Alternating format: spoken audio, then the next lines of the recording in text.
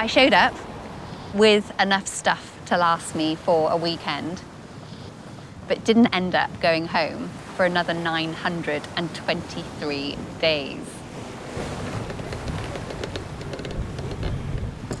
When I look back now, the trade-off, you know, I wouldn't exchange it for anything.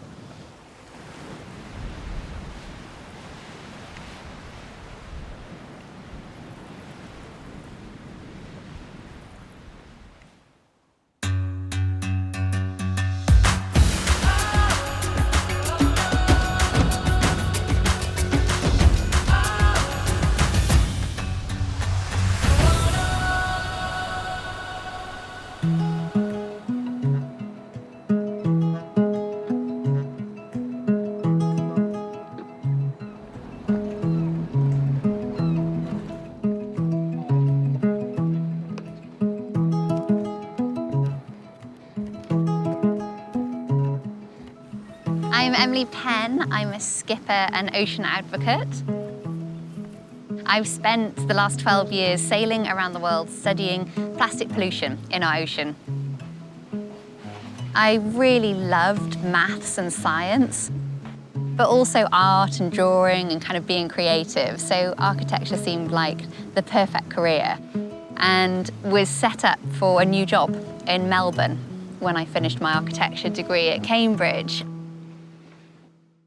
I decided I wanted to get to this new job, which was 14,000 miles away from where I was in the UK, but without taking an aeroplane.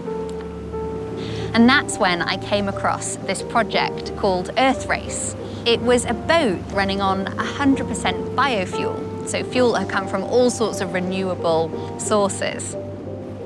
And they were about to go around the world to visit 120 cities to talk to schools and politicians all about renewable energy and the environment. I wrote to the skipper and he asked me to join them for a weekend.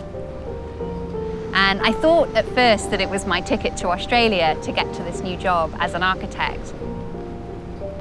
But it ended up triggering an entirely new career I was never expecting to have.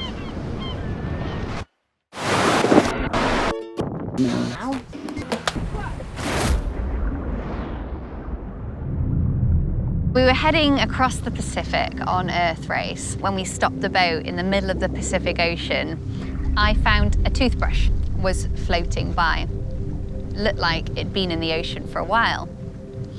And then I saw a bottle top and more plastic all around me, and then hundreds of tiny fragments of plastic in between. We were 800 miles from nearest land. And yet there was this waste. That was the moment for me when I started thinking, this doesn't make any sense. There's no explanation for what's going on out here. And so that's what I wanted to start and find out.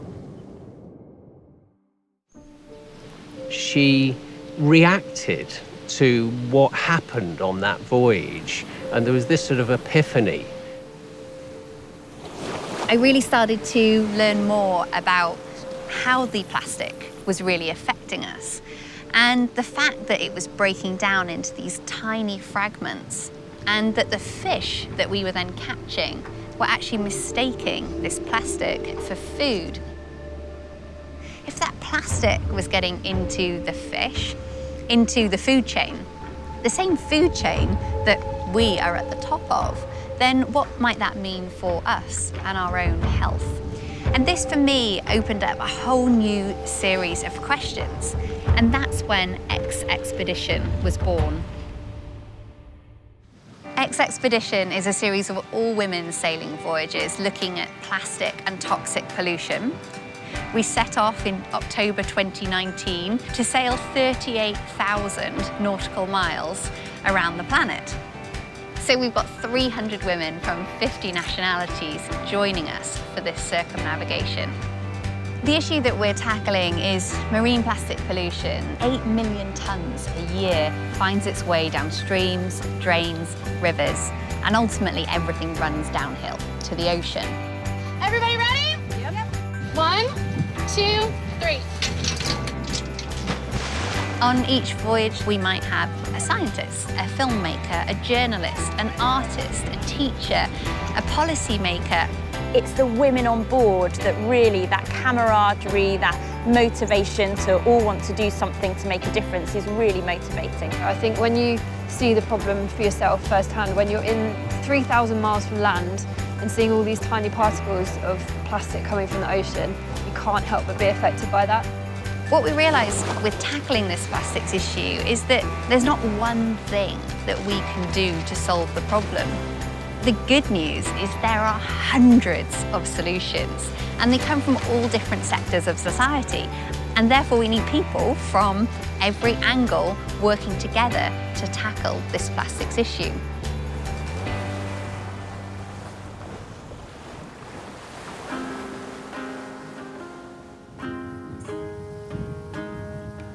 So my job that I have now, it's not a very typical job.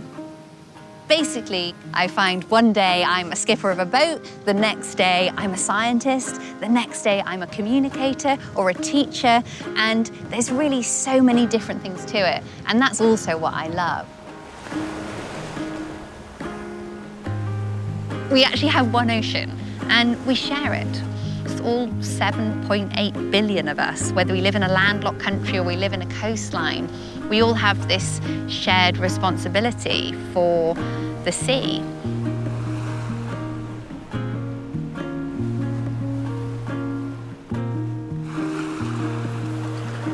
There were certainly moments when I look back where a lot of my friends who I graduated with were getting these hotshot jobs, and instead I'm out here picking up plastic, basically being a rubbish lady. And I shared this with my dad at one point. You know, maybe I should be actually back at home, moving on with my career. And I remember him saying to me, the point is, you're the one out there. You must be there for a reason.